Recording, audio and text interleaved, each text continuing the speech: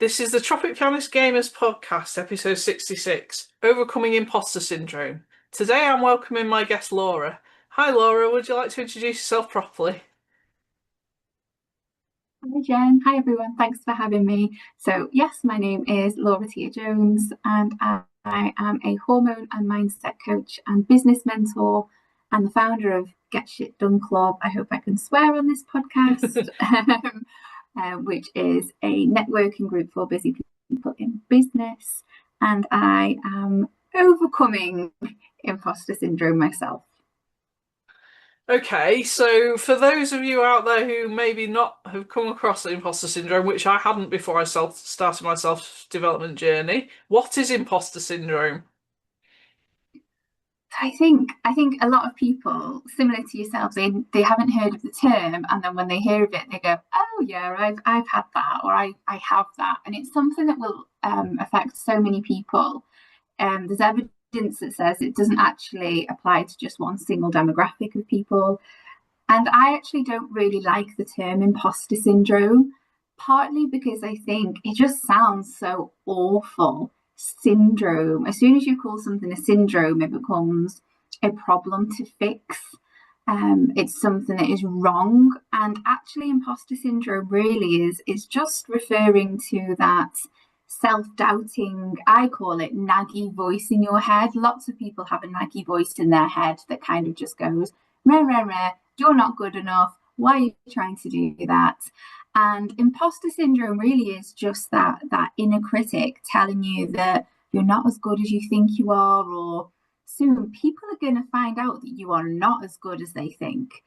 It's that feeling of maybe, oh, I only passed my driving test because I was lucky on the day. And actually, you passed your driving test because you passed your driving test.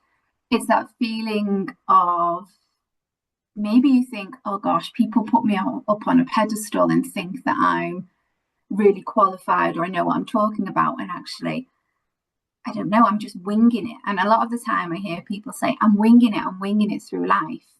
And actually, none of us are really winging it. We might not have it all figured out, but it doesn't mean we don't have a clue. And that's what imposter syndrome likes. It likes that self-doubt. It likes that kind of self-deprecation of telling us that, yeah, if we're not good enough, don't even bother trying. Who do you think you are? So that's why I don't really like the term, because it's actually a very normal, natural human experience. It's not actually a problem that needs fixing. It's just something that we need to navigate better. Okay, I've got a slightly off-topic question. Do you give your self-doubt a name? A lot of people do, actually. So mine doesn't have a name, apart from just it's my naggy voice. So that's what I refer to it for everybody, but for myself as well. So I know that when my naggy voice is maybe shouting a bit louder, I almost have this kind of conversation with it where I say, okay, I know you're shouting a bit louder, naggy voice, because we're stretching my comfort zone right now. I get it, I hear you. So I actually do refer to it and call it by name, naggy voice. But people do name them, like people give them quite playful names, because then it helps it to feel like less of a serious thing, if that makes sense. Like if you call your Yeah. naggy voice Tweety Pie, like you can't take it seriously then. So if Tweety Pie is telling you you're not good enough, you're not really going to pay much attention to that because it's Tweety Pie. Do you know what I Well, mean? yeah, during my self-development journey, Virginia sticks in my head as a name that someone called their imposter syndrome, but I can't remember who it was either. So, but yeah, I remember the name thing as a part of the kind of own learning to own it and Yeah, doing it that way. excellent. So, Yeah. what's your background experience with imposter syndrome? I think, like a lot of people, I've experienced those feelings of not feeling good enough probably for most of my life, and part of that will be, for all of us, it's kind of some of it is in our biology, some of it is in society, and I often say, if you feel like you don't belong in a certain place, a certain space, it's not always because of you, it's often because you've not been made to feel like you belong in those spaces. And I think, I know that you're somebody who does a lot of networking, and lots of people feel imposter syndrome when they go to networking events, because networking events haven't always been very inclusive. They've not really been open, friendly environments, and they've been quite traditionally middle-aged bald men in suits. That's not any shade on middle-aged bald men in suits, but I know for myself, if I walked into one of those rooms, I would feel imposter syndrome. But of course I would, because I would feel different.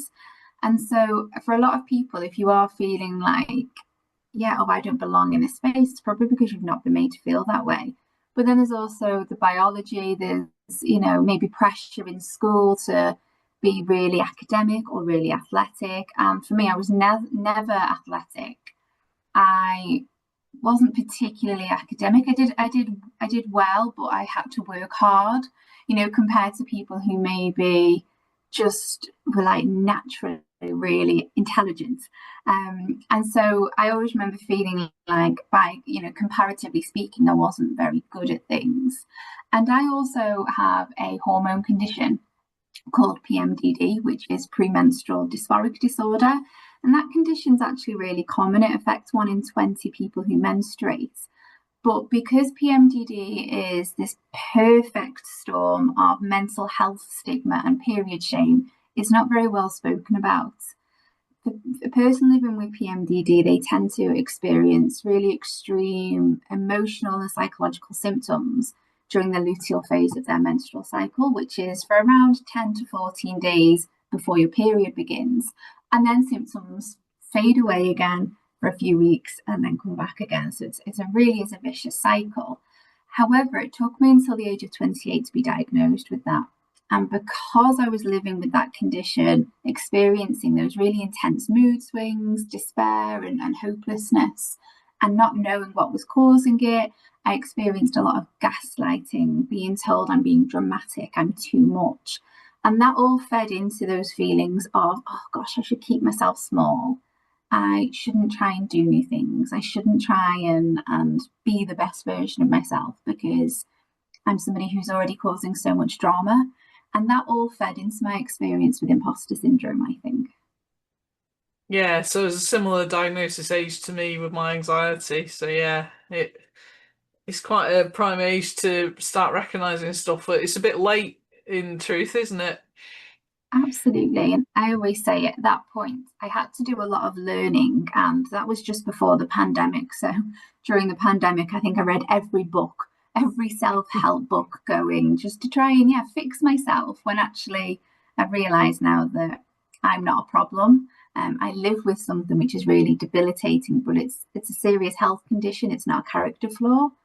But when I was in the pandemic doing all of my learning, what I realized actually was, it wasn't about just learning, it was about unlearning this perception that I had of myself, unlearning what I thought the menstrual cycle was. And spoiler alert, the menstrual cycle is so much more than just your period, but we never really received that education. So for a lot of people, not just me with PMDD, but I think a lot of people generally, we've not really had, the information or education we need about the menstrual cycle, about mental health, about well-being. And so again, it's no wonder that there's so many, women in their 30s feeling like, oh gosh, I'm not good enough, I don't belong.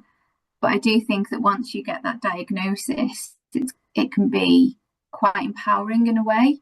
And you start to think, oh, actually, I'm not that bad. This isn't my fault. And you can start to advocate for yourself and support yourself better. Yeah, that's good.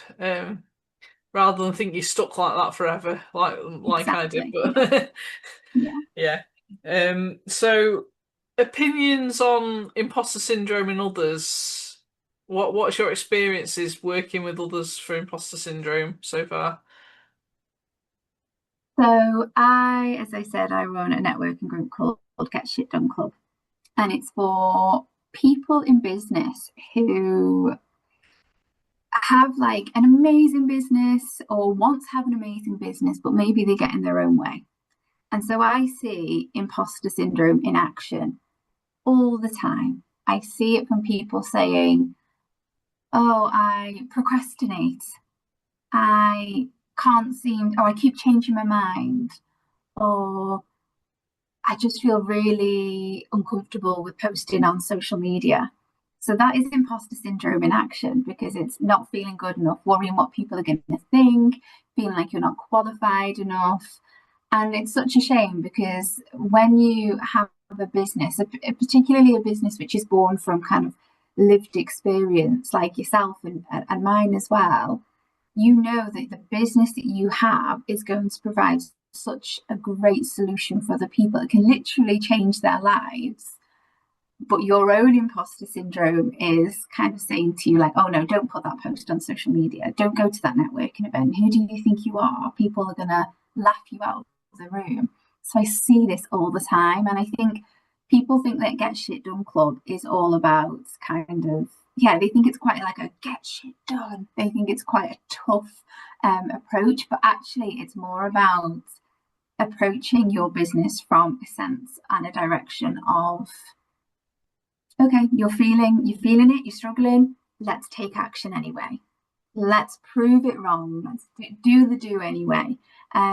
Because often we don't, and we stay in this kind of stuck place of not doing the thing and wanting to do the thing, and then beating ourselves up because we didn't do the thing, or we didn't do it quick enough or whatever. So that's why it's called Get Shit Done Club, is because it's not for people, or it is for people who procrastinate, but maybe not in the sense that they think.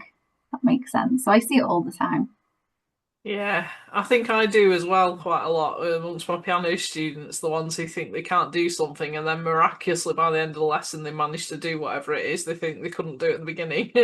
I love the transformation, seeing them grow though. I did it myself when I first started my business. I remember thinking, like, you cannot launch your business unless you have a website, because people just won't think you're good enough if you don't have a website. They won't think you're professional enough. And so I spent money on a website which I hated. It didn't have very good, it had terrible branding actually. It just wasn't made, didn't speak to my business. So what happened was I wasted time waiting for the website to be done. I wasted money on the website. And then I still didn't share that I had a website with people, because I just still felt like it wasn't good enough. So that is, again, that's imposter syndrome in action, isn't it? Yeah. I'll feel better when I have a website or I do another course. It's that shiny object syndrome that I think so many of us have. So yeah, have you got any tips for someone who's suffering with imposter syndrome right now? If they're holding themselves back from doing something, have you got any Absolutely. tips for So them? the first, for sure, the first thing is get to know that naggy voice in your head.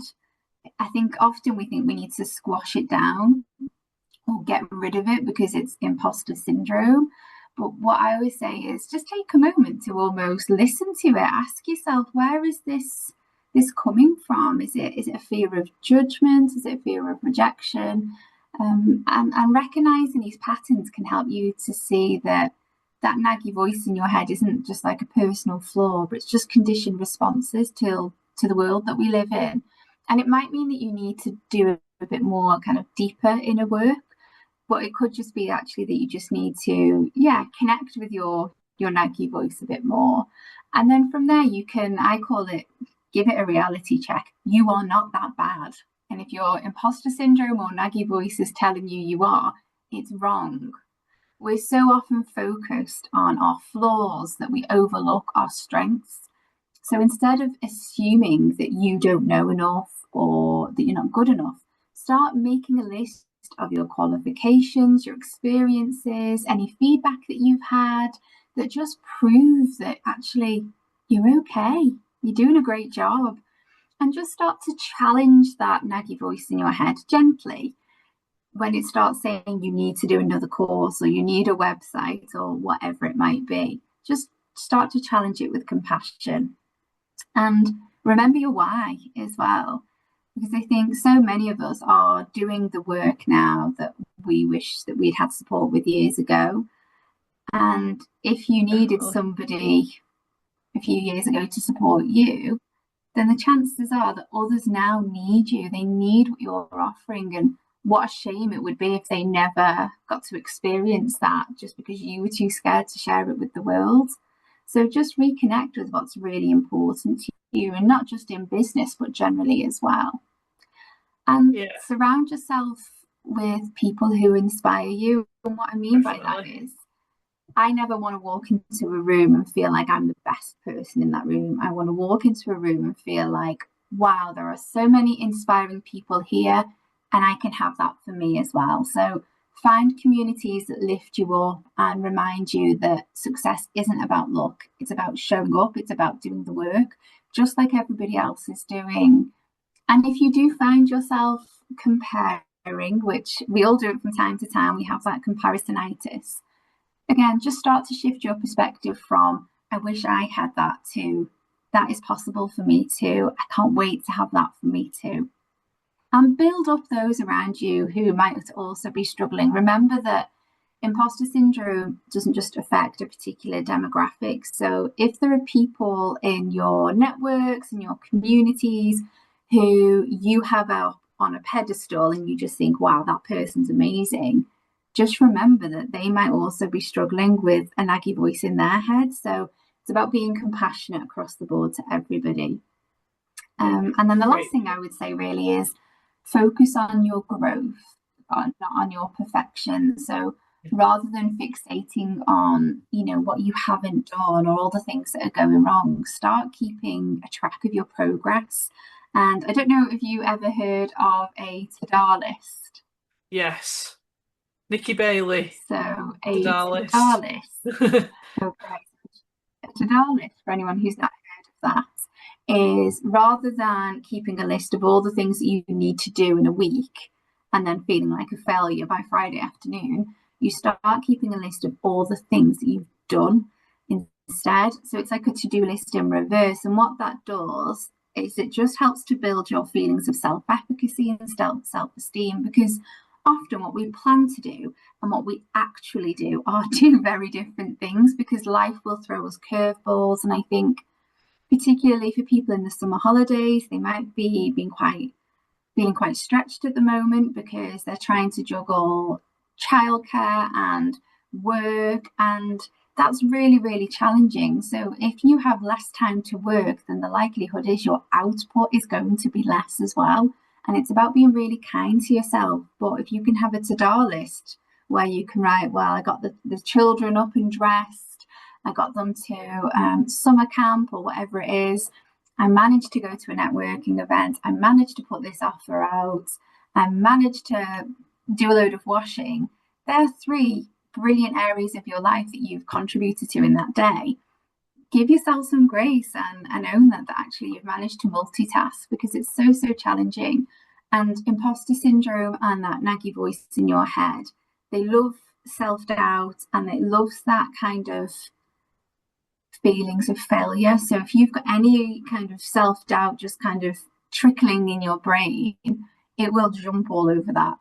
So it's really important that we counteract it where we can with something like a to-do list, or just, being fair to ourselves. So Yeah. be fair to yourself and be compassionate. That's what I would say. So that leads us on to what you want to promote today, doesn't it? That's perfect. What are you And it's, promoting it's really today? funny, actually. So it's funny because when you asked me that before, I was like, oh yeah, I forgot. This isn't just a chat between me and Jen. So thank you for the reminder. I recently launched a subscription service called Your Daily Journal, because what I know, having had kind of memberships and things in the past, that people don't always have time for, online workshops and things like that. People want to show up for themselves at a time when it's harder than ever to show up for themselves. So what I've done is I've launched a subscription service where you get sent one prompt a day. You don't have to journal every day, but it just encourages you to get into the habit of self-reflection.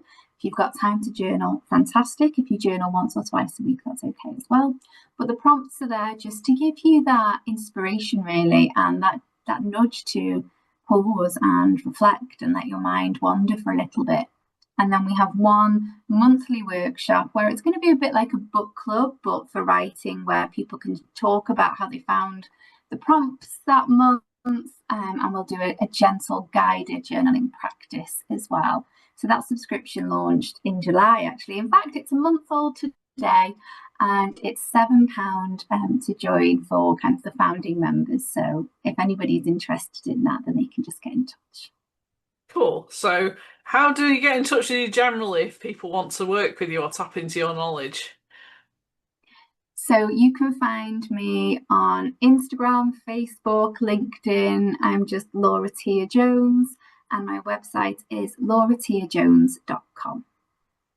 Cool. Thank you for being my guest today. I hope you enjoyed the conversation and all the best for you.